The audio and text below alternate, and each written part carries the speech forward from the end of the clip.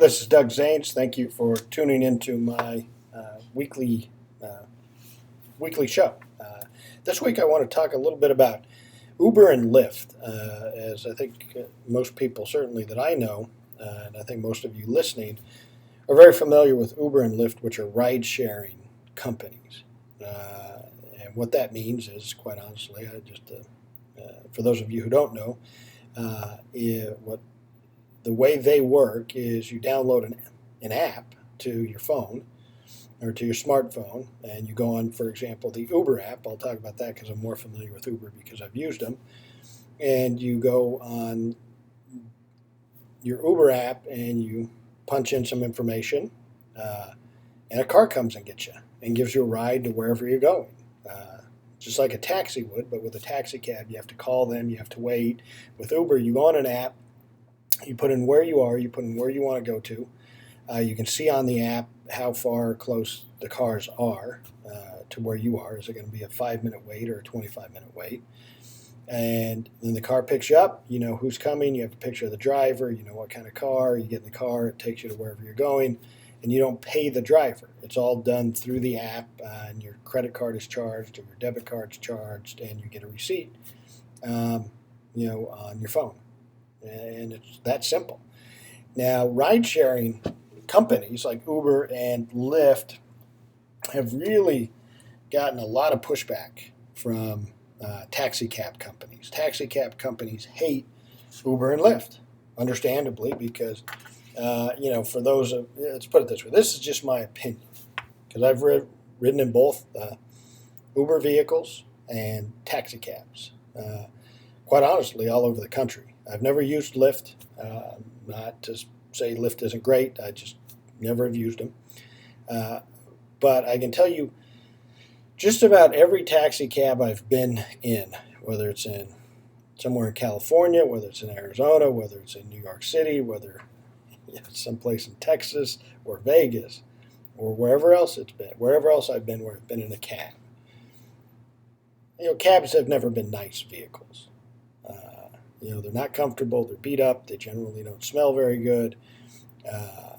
They're just not nice vehicles. They're cheap vehicles because cab companies have to buy a lot of vehicles. They put drivers in the vehicles who aren't necessarily employed full-time by the cab company. And so they have different drivers in and out of them. And that's it. That's just how cabs are like. And, certainly you can disagree with me, but I would guess most people who have ridden in cabs have had the same experience that I have. Uber vehicles are people's personal vehicles. So it's whatever they drive. But every Uber vehicle I've been in, quite honestly, has been a pretty nice vehicle. And it's in good condition. It's clean, and it's taken care of. The other advantage that I've found just personally for myself, this is just my opinion, is with Uber, the drivers are using GPS on their phone to take you to wherever you're going. So they actually know, as long as you put the right address into the app, when they pick you up, they know where you're going. One of the problems I've certainly had numerous times in cabs is when I've gotten into a cab and I've told them where I'm going.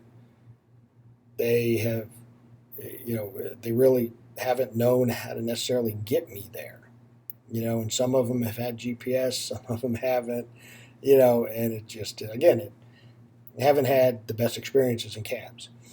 Now, the big fight or position that the taxi companies have taken, quite honestly, with ride-sharing companies like Uber and Lyft, is the cab company's big argument is that riding in an Uber or a Lyft vehicle is not safe. That's why you should use a cab company. And more importantly, at the political level, that's why politicians should, make it more difficult for Uber and Lyft to exist and be in business in your town, your city, or your state, or your country. That's what the fight revolves around is. Uber and Lyft are not safe on a number of levels. Level one is the argument, the cab companies have is that they somehow screen, do background checks on their drivers so they know, their drivers are upstanding citizens and aren't going to hurt you. Now, I don't know if that's true or not. Cab companies may do that with every driver they have. Beats me. And Uber may do it with every driver they have. I have no idea. So I really can't speak on that issue. All I can say is my common sense tells me, and again, this is just my opinion, that, whether or not you're safe in that regard in a Lyft vehicle, an Uber vehicle, or some sort of taxi cab or a car service vehicle is probably about the same. You get the odds of getting a crazy cab driver aren't any better, aren't any worse than getting a crazy Uber driver or a crazy car service driver or anybody else. So, but that's about all I can say about that.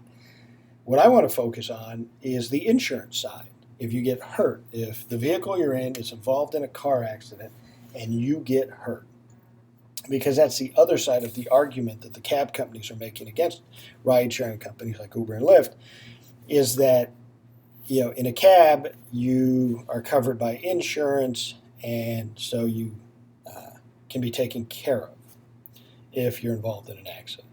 Where in Uber, you may not be covered by insurance, and you may be left out in the cold, and that's horrible, and so you shouldn't ride in Uber or Lyft vehicles. And again, I don't want to make it sound like I'm taking a position either way, for cabs or against cabs, or for Uber or against Uber, because I'm really not. I mean, really what I'm doing is I am trying to, quite frankly, give you the correct information. And whatever you choose to do is up to you. It may be the same or different than what I choose to do. But I'm not pro-cab, I'm not against cab. I'm not pro-Uber, I'm not against it. But when it comes to that argument that you're at risk if you're riding in an Uber vehicle of not being compensated if you get hurt, I think that's completely false. And here's why. Everything I've found when I've kind of researched it and looked is this. When you are in an Uber vehicle, like I've talked about, you're actually in somebody's personal vehicle. So it's true that if your driver is at fault for an accident, your Uber driver or your Lyft driver causes an accident and you're hurt in that accident, where you would make your claim for your injuries, for your medical bills, for your lost wages, for your pain and suffering, all of those things, you would make your claim against the Uber driver's insurance policy on that car because he was at fault or she was at fault for the accident. Now, the Uber driver's insurance policy or insurance company will probably deny your claim. Most likely.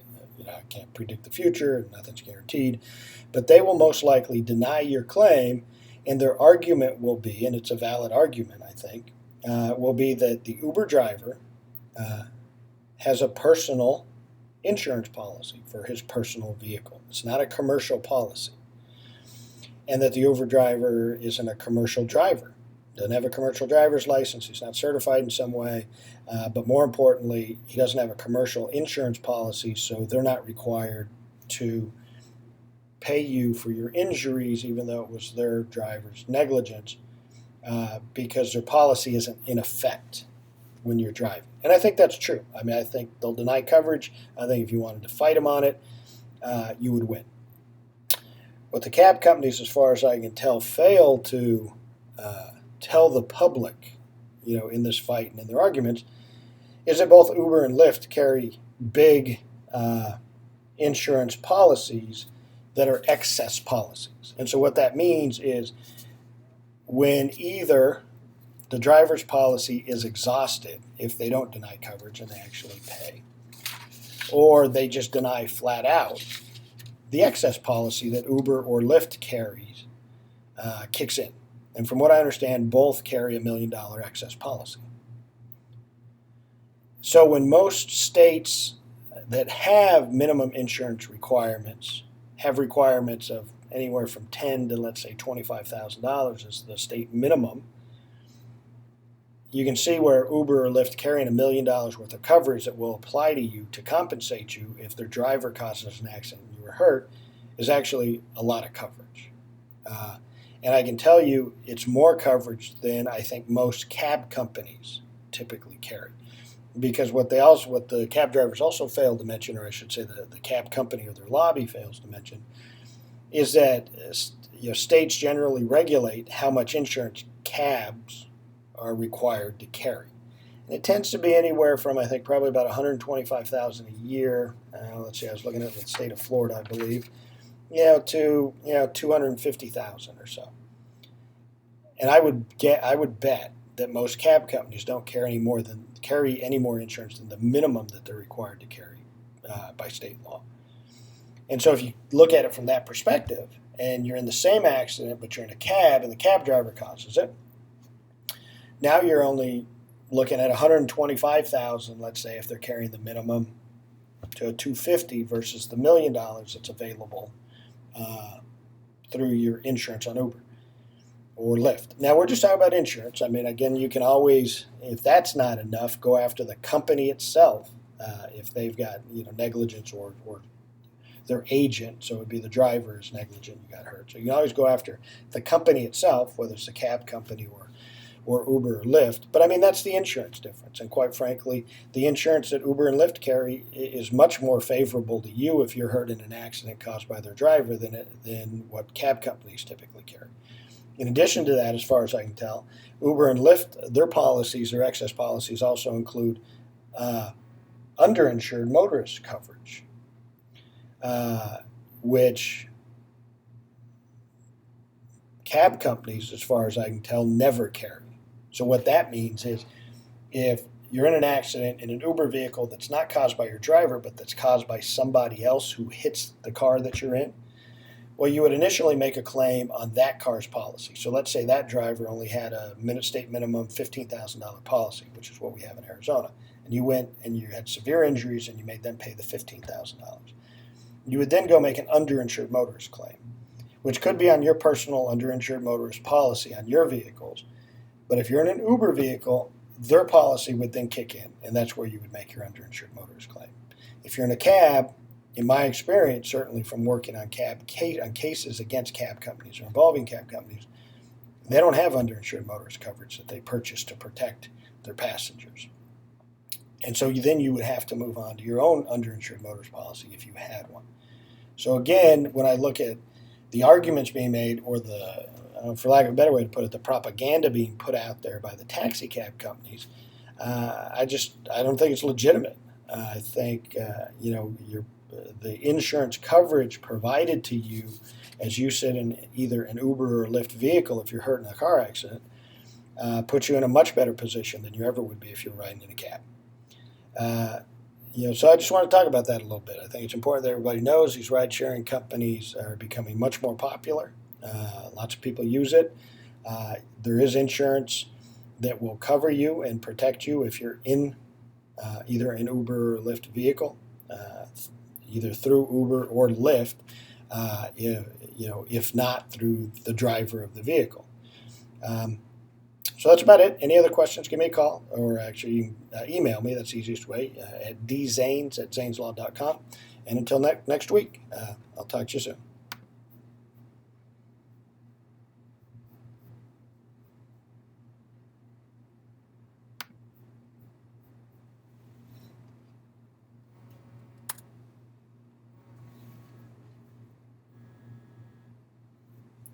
Hey there, baby. What are you doing?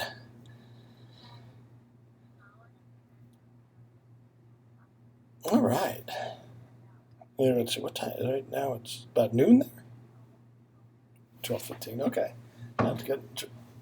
So you guys going to have lunch and just kind of hang out and then head to the airport later, or what are you going to do? Okay, cool. Uh-huh.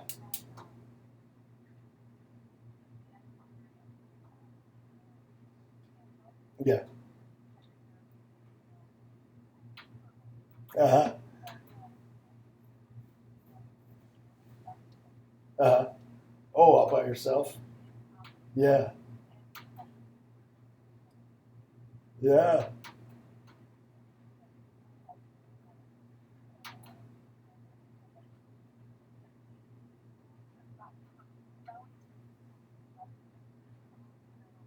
Yeah. Yeah, that's true. Because you're sticking around to hang out with Sandy. Oh, that stinks. But it's good for you guys because you have a place to hang out. Yeah, cool. Yeah, okay, that's cool. That sounds good. Yeah, because I was wondering, I was saying, that'll kind of suck because you guys want you have to check out, and you won't have a place to necessarily hang out, but yeah, yeah,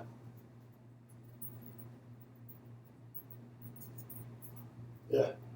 So cool. Yeah, that sounds good. Sounds like a good plan, baby.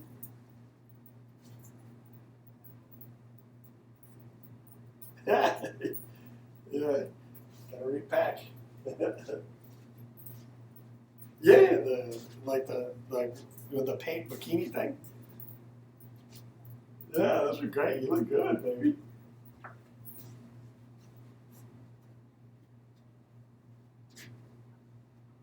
Uh, uh,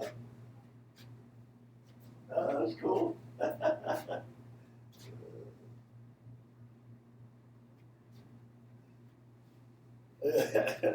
Yeah.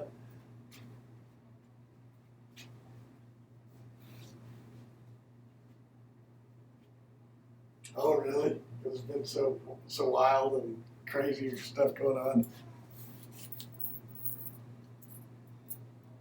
Yeah, well, yeah, because you guys are outside doing that, and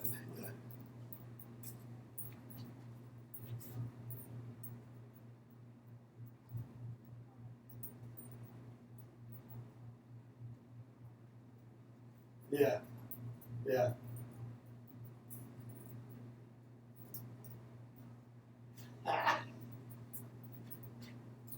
That's funny.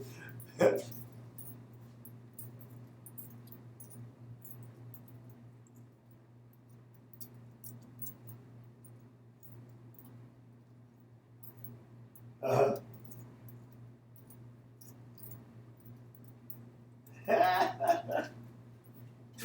oh, that's funny.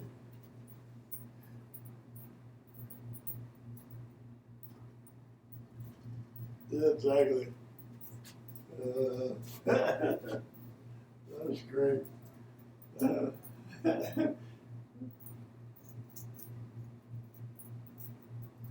yeah, getting the paint off. Yeah. Yeah. There you go. Cool. Oh, good, good. Since I've been doing podcasts all day for Casey, so I think I just finished the last one that I gotta do. But yeah, not bad. I mean, phone's ringing in Tucson, phone's ringing some in Phoenix. Yeah, yeah. So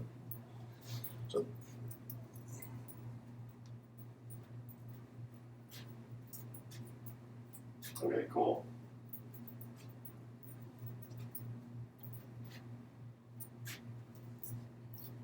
Okay, sounds good.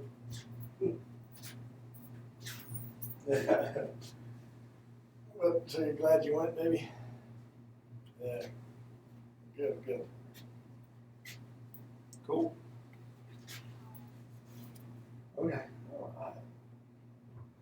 And I think the helicopter ride today will be, I think you guys will have a good time. Just from looking online and stuff. So it'll be a nice way to end the trip and all that good stuff. Okay. Yeah, he's still around. I think he's, I don't know, I think him and Sean were, like I said, running around, doing, like he was working and doing that stuff. And I think he's sticking around. I mean, quite honestly, I think he wants to stick around. Or I think they both want to stick around to see you, but I also think Jason wants to talk to you. Yeah. And but yeah, but they'll both still be here. So I asked Sean last night. I said, so are you just like here for tonight and you leave tomorrow? Or are you sticking around to Gotta say hi to Claudia. He's like, no, I'm gonna stick around till like Thursday. I was like, okay. Sean, yeah. So, yeah, so I was like, okay, sounds good. So,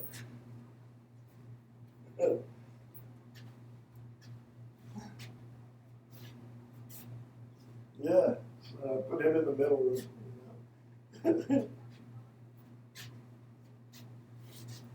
Yeah.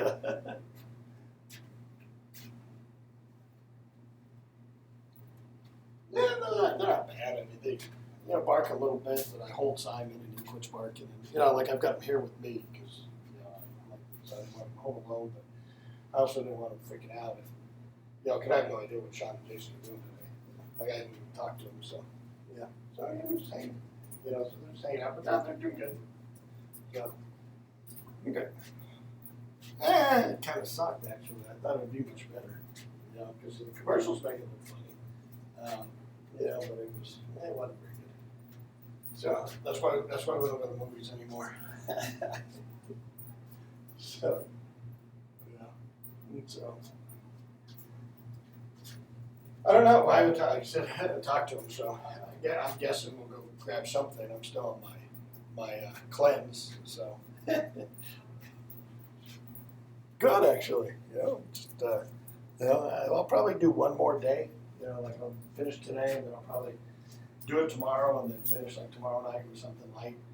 But so like if we go do something, like go grab something to eat, we can either go to a sushi place and they have like miso soup and seaweed salad, or even if we went to like, I don't know, a steak place, we could probably do a little bit of like just crab or something, So, yeah, so it's going pretty good actually. Drink just a lot of juice. Then I figure, I'll do another couple days and then start exercising again. But I should be back on the eating right diet because it's actually, once you get through a day of just all this juicing stuff, the cravings and stuff, I think have kind of disappeared. Yeah. So, so far so good actually. I woke up this morning with a headache, but after I did like a super green thing and a green drink, and it was gone. So yeah, so far so good. So okay, baby. Okay. Well, I'll talk to you a little bit later. Like before you leave, and then you get in at 7:45. So you'll be home before you know it. Yeah. There you go. Okay, baby. Okay. Love you.